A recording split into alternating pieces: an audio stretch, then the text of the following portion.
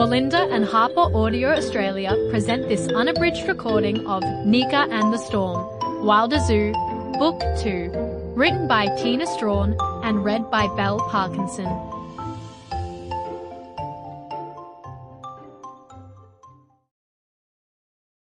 For Mum and Dad, T.S. For my dear friend Tash, thank you for always having my back. Love, Max. M.H.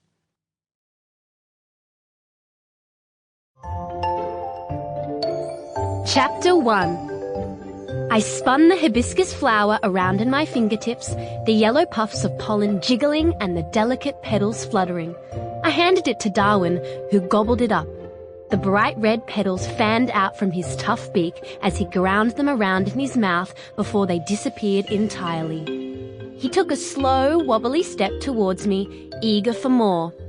"Hold on, Darwin," I said to the 80-year-old Galapagos tortoise.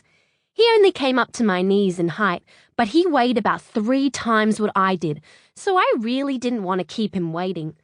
I reached into my bucket, filled with more flowers, spinach and carrot, and pulled out another delicious-looking hibiscus. "There you go."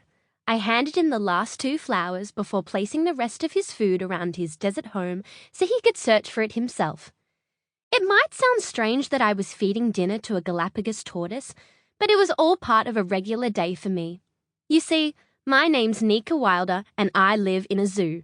Yep, a real zoo, with thousands of animals from all over the world.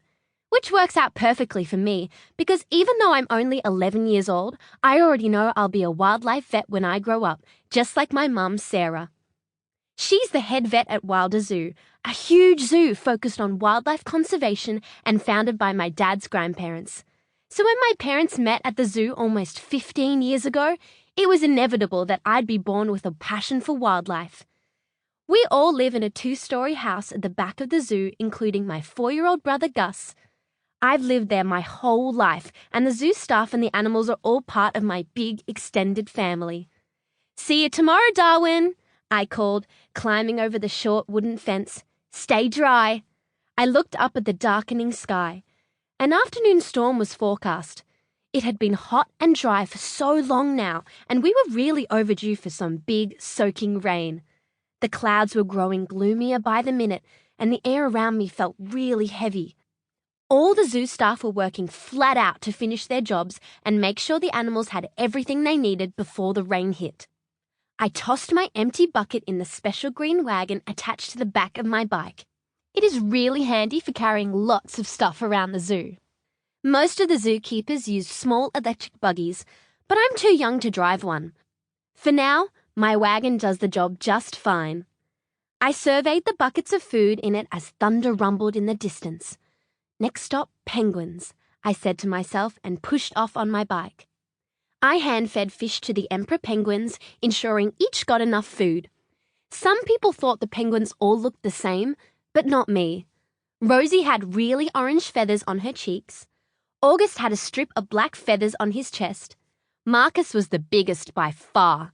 And Piku, Hibiri, and Tico were the smallest, but one was super shiny, one was shy, and the other was the loudest. After the penguins had filled their bellies, I set off to the Tasmanian Devils in the Southern Forests walkthrough exhibit. When I reached their field, they were already running about, climbing to the top of the rocky mounds to get the best position to sniff the scents in the air, arguing over dens and digging around in the grass. I stood outside so they couldn't see me and threw their dinner, a delicious feast of beef bones, into their habitat in all different spots. It was so funny watching them get all excited about the surprise food delivery. They would use their great sense of smell to find the bones and then either try and run away from the others so they had a meal all to themselves, or try to steal someone else's feast with a tug of war. Devils were amazing to watch crunch through bone with their teeth, but they really weren't good at sharing.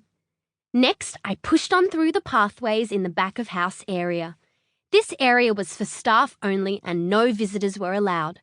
Some animals were housed there too, like our helmeted honey-eaters, who were part of a very special breeding program and needed an extra quiet environment. And our... Sample complete. Ready to continue?